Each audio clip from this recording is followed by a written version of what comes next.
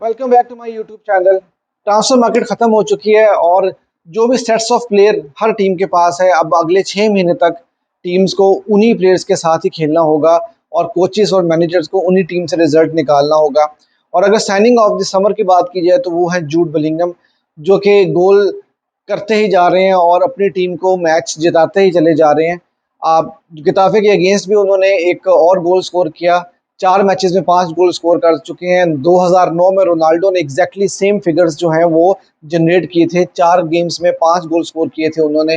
और बिलिंगम बिल्कुल उसी पटरी पे चल रहे हैं और उन्होंने फिर से डाइंग मिनट्स में आकर रियल मैड्रिड को फिर से 3 पॉइंट दिला दिए। गिताफे के अगेंस्ट मैच था रियल मैड्रिड का और गिताफे ने एक गोल भी स्कोर कर दिया था। फिर उसके बाद जोजेलो ने 1-1 स्कोर लाइन जो है वो की थी। लेकिन अब थोड़ी सी एक कंट्रोवर्सी हुई थी, वो यही है कि जो जोजेलो का गोल था, एक तो वहां पर ऑफसाइड लग रहा था जो कि वार ने प्रॉपरली बाद में दिखाया भी नहीं कि जोजेलो आगे थे या पीछे थे। और दूसरी तरफ उसी जो पूरा प्रोग्रेस था जिसमें ये गोल स्कोर हुआ, वहां पर हैंडबॉल भी हुआ था, आप पिक्चर में देख सकते हैं। लेकिन उसको जो है वार ने एक्सेप्ट कर लिया और उसको वार ने जो है डिसअलाउ नहीं किया और उसी पर ही जोजेलो ने गोल स्कोर कर दिया। अब अगर हम बात करते हैं कि रेफरिंग की, तो यही सिचुएशन गिताफे के अगेंस्ट बार्सिलोना के साथ हुई थी, जहां पर हैंडबॉल नहीं दिया गया था, पेनल्टी नहीं दी गई थी और उसके बाद रेफरी ने इस बात को माना था कि उनसे गलती हुई। अब वहां पर गलती हो गई और बार्सिलोना के 2 पॉइंट लूज हो गए। यहाँ पर वही हैंडबॉल दी गई, लेकिन वार ने उस चीज को हैंडबॉल जो है वो कंसीडर नहीं किया। और मतलब अब आप खुद ही देख सकते हैं कि ये 2 पॉइंट जो है वो रियल मैड्रिड भी लूज कर सकती थी अगर डिसीजन उनके अगेंस्ट चले जाता। तो रेफरिंग का जो है वो बहुत ज्यादा इशू चल रहा है और लेवेंडोस्की ने भी इस बात को कहा है कि ला लीगा की जो रेफरिंग है वो जो मयार है ला लीगा का, जो स्टैंडर्ड है, उसको गिरा रही है। और कहीं ना कहीं जो है ना वो एक ऐसी चीज नजर आती है कि बार्सिलोना विक्टिम बनी जा रहा है और रियल मैड्रिड को कहीं ना कहीं हल्की सी फेवर हो रही है।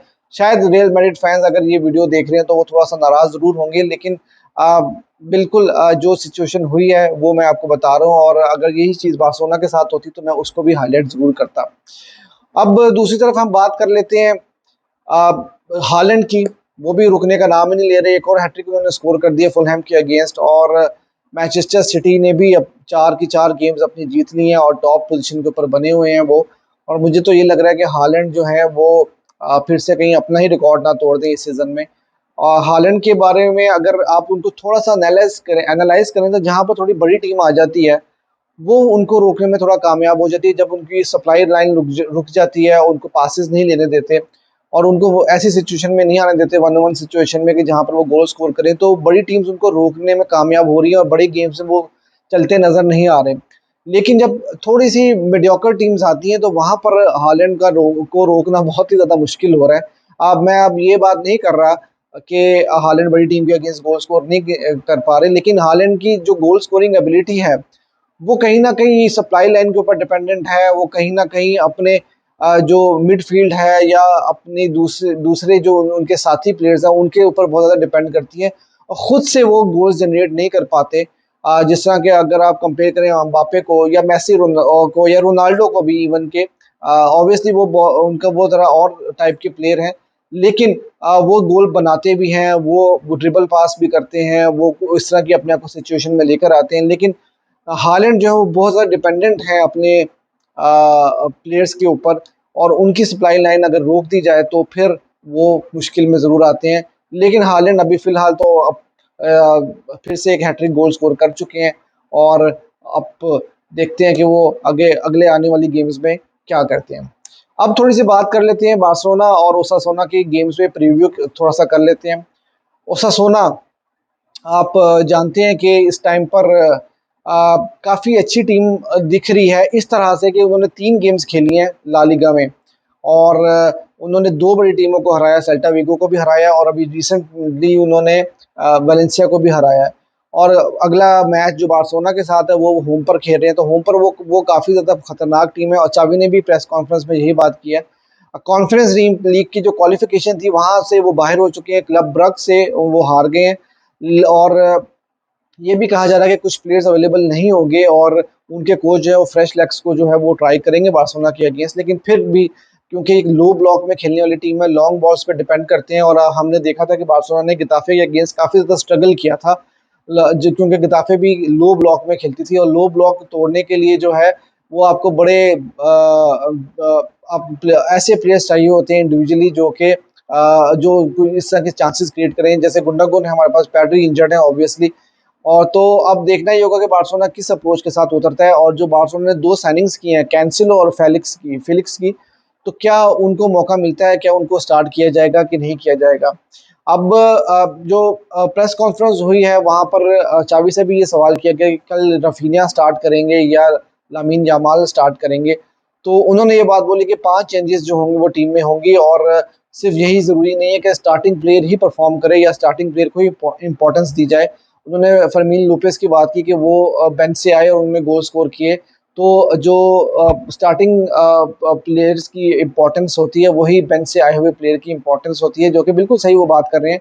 और उन्होंने कहा कि रफीनिया को जो है वो मेंटली तौर पर रेडी रहना पड़ेगा कि वो स्टार्ट भी कर सकते हैं और वो बेंच से भी उनको आना पड़ सकता है। तो इस वक्त सिचुएशन ये है कि अभी तक हमें ये नहीं पता कि टीम क्या खेलेगी, लेकिन मुझे ऐसा लगता है कि शायद लामिन यमाल के साथ ही स्टार्ट किया जाए, जो कि मुझे लगता है करना भी चाहिए क्योंकि अगेंस्ट हम लो ब्लॉक टीम के अगेंस्ट खेलेंगे।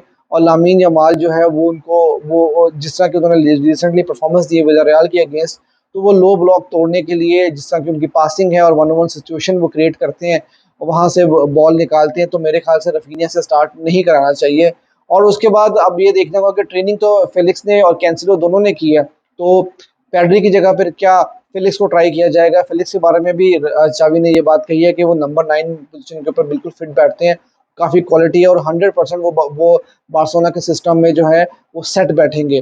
तो अब ये तो उन्होंने स्टेटमेंट पास किया है, तो क्या चावी वाकई में, क्योंकि ये भी मीडिया में रिपोर्ट्स आई थी कि फेलिक्स के बारे में चावी जो है वो कोई ज़्यादा इंसिस्ट नहीं कर रहे थे और ये बेसिकली लापोर्ता की साइनिंग है। लापोर्ता क्योंकि चाहते थे कि बिजनेस के हिसाब से उनको साइन किया जाए।